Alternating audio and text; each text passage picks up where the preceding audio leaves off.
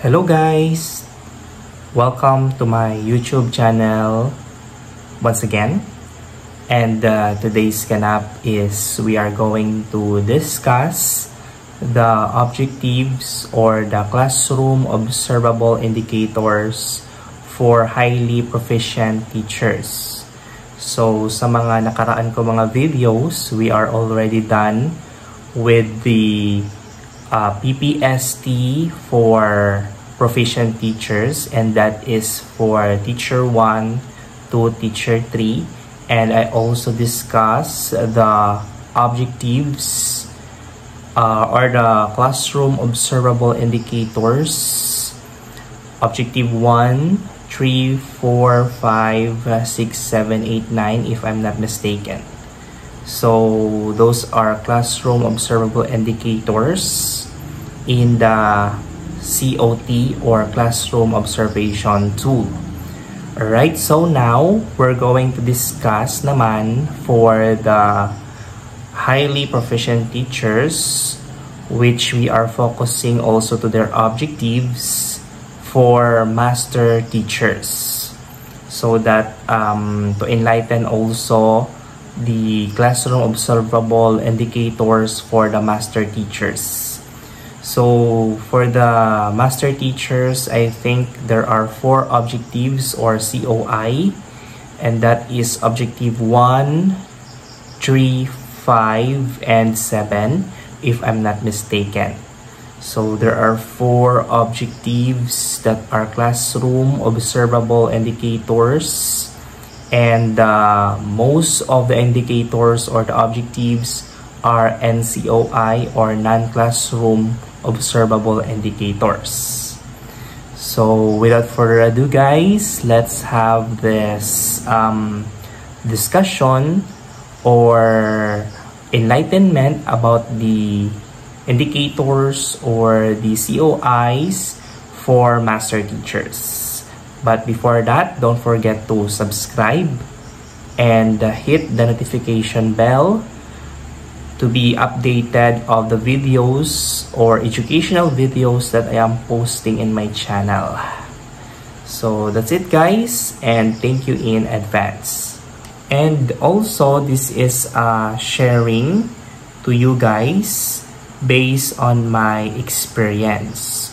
So I am going to share to you my inputs, my insights, and my experiences in these objectives.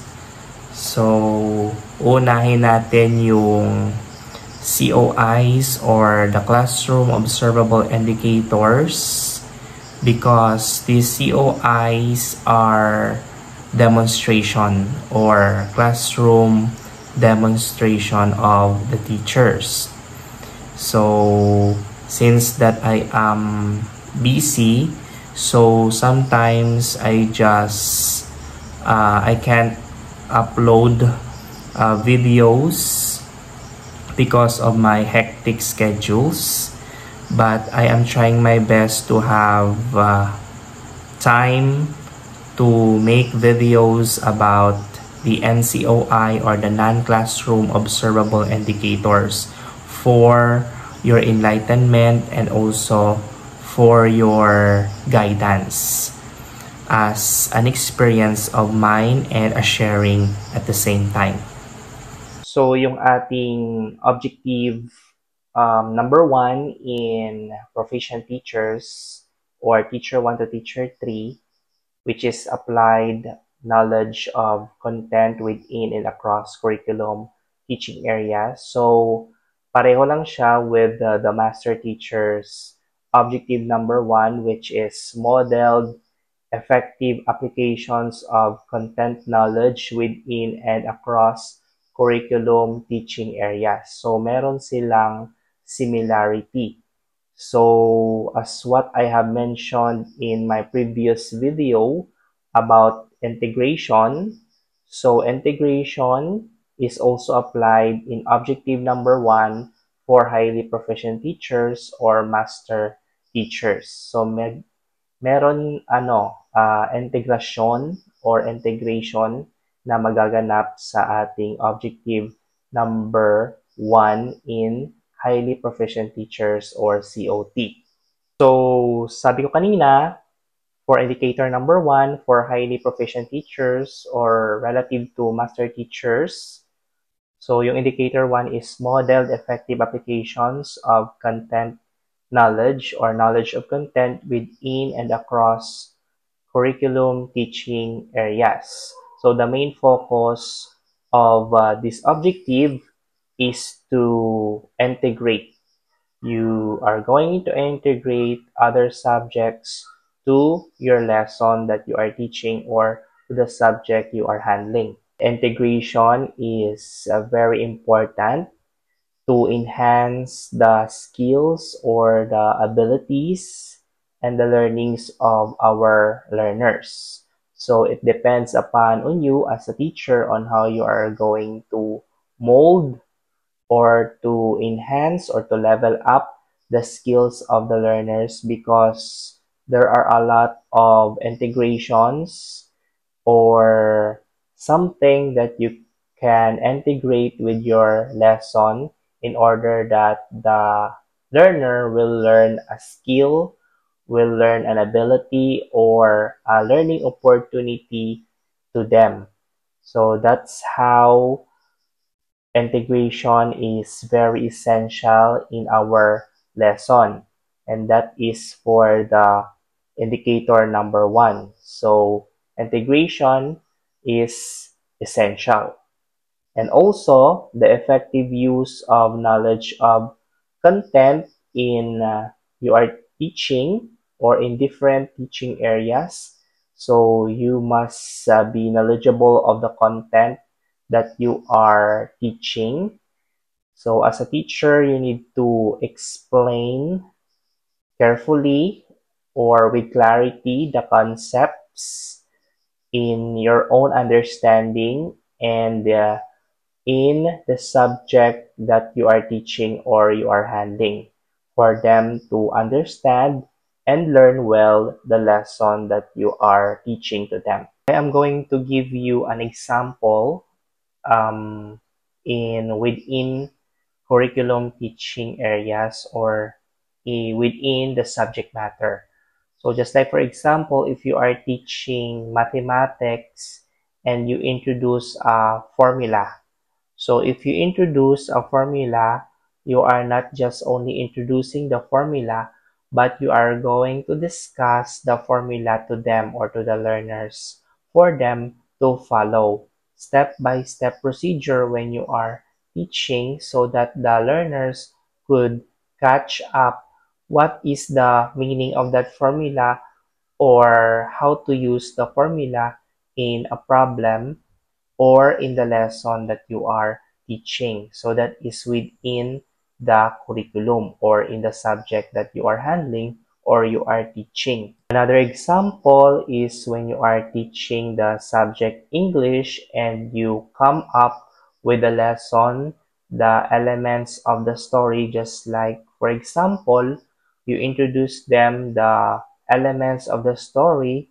So the elements of the story is composed of characters, the settings, the plot, the end of the story, just like that. So you are not just only introducing to them, but you are going to explain the elements of the story, what are their definitions, and how to answer the elements of the story when you have a presented story or a passage to them.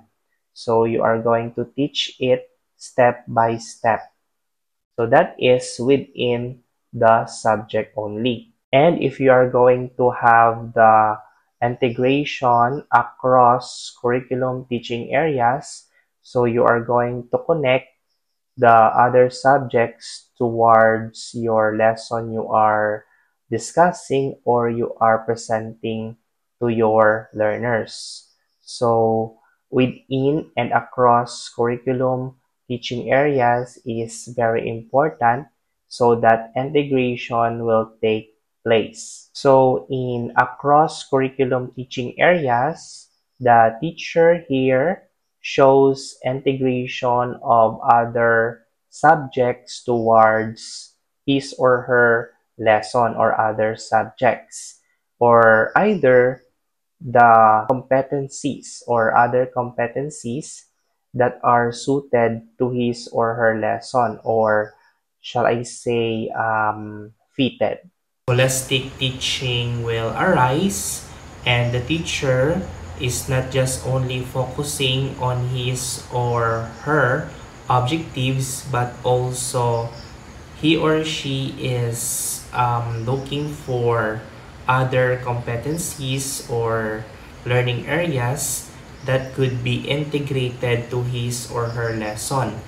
And the teacher wanted to have the learner learn a skill by having these competencies or learning areas appropriate to be integrated in his or her subject teaching. Just like, for example, if you are teaching in science, the application of force, there's an integration of a subject, MAPE, music, arts, PE, and health, or shall I say we focus on the physical activities or physical education. So there is a use of force or a lot of use of forces there, such as sports or dance that could be integrated in the subject science, and in the lesson the uses of force. So the integration widens the teaching and learning process. And as a teacher, you should be creative to apply the objectives or other learning areas in your lesson. So you create instructional materials that are appropriate to your lesson, strategies, or in the use of positive use of ICT or information communication technology if you are good at it. So that is all about the indicator number 1 for highly proficient teachers or for master teachers. So that's all, guys, about my sharing of insights based on my experience. So that is for indicator number 1 for our COT or CO2 in master teachers, or for master teachers, highly proficient teachers. So that's all, guys, and thank you for watching this video. God bless and have a good night. Thank you for watching. See you on my next sharing of COI, or classroom observable indicators, which is the indicator number 3 for highly proficient teachers or for master teachers, or shall I say the indicator number 2 in the PMES for master teachers. So that's all, guys, and thank you for watching again this video. Bye.